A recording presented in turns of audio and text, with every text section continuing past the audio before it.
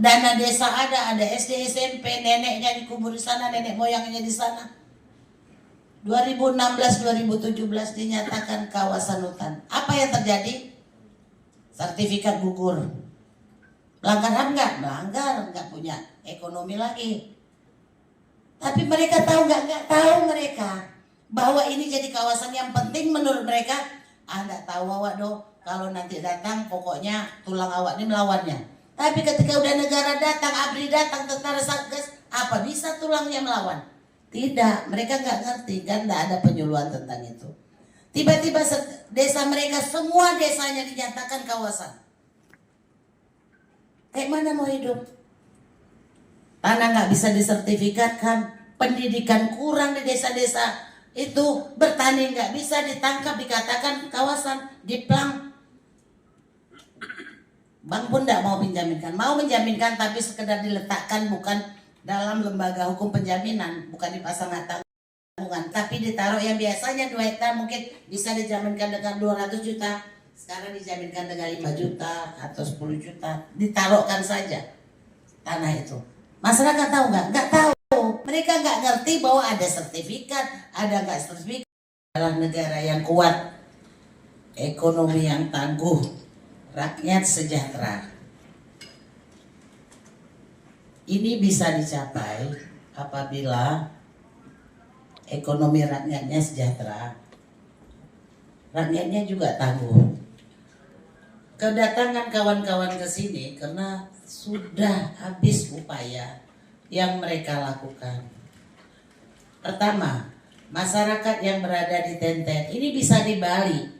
Sebenarnya TNTN lah yang berada di tanah masyarakat, bukan masyarakat yang berada di TNTN. Karena sampai hari ini penetapannya belum ada kan? Penetapan udah ada? Langsung aja jawab. Penetapan sudah ya. 2024 penunjukan. Sedangkan masyarakat itu sudah duluan ada di sana.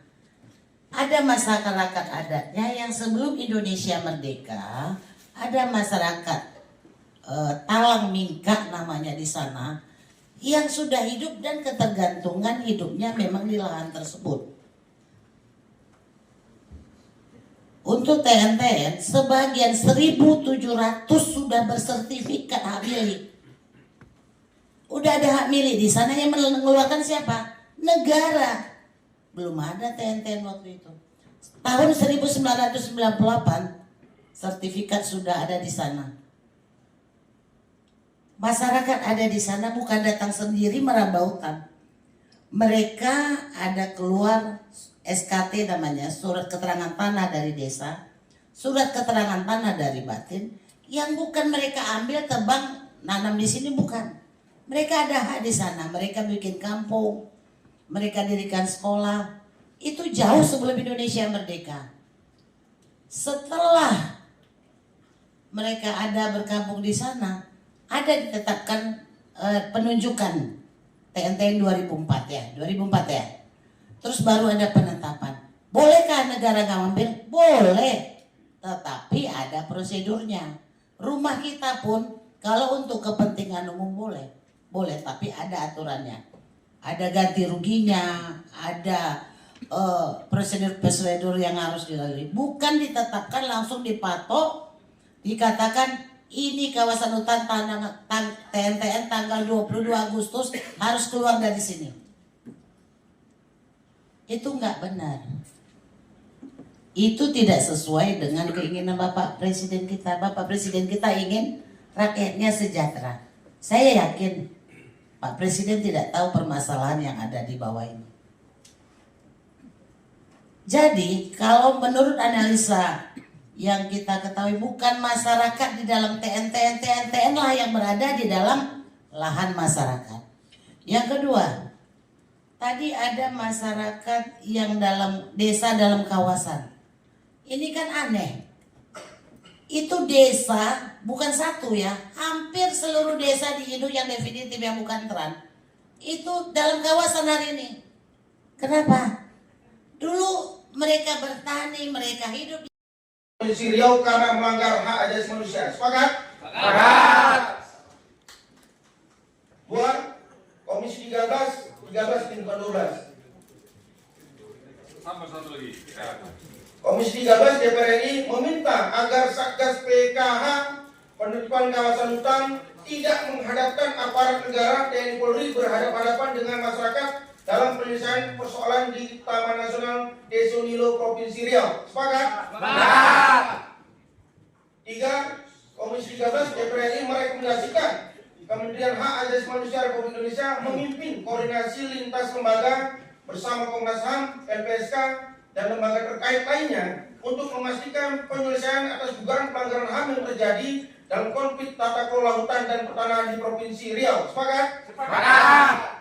4. Komisi 13 DPR RI akan mendorong kasus konflik kepemilikan tanah dan hutan di Provinsi Riau menjadi prioritas untuk ditindaklanjuti oleh panitia khusus Pansus Penyelesaian Konflik Agraria yang akan dibentuk oleh DPR RI pada sidang paripurna tanggal 2 Oktober 2025 yang akan datang. Sepakat?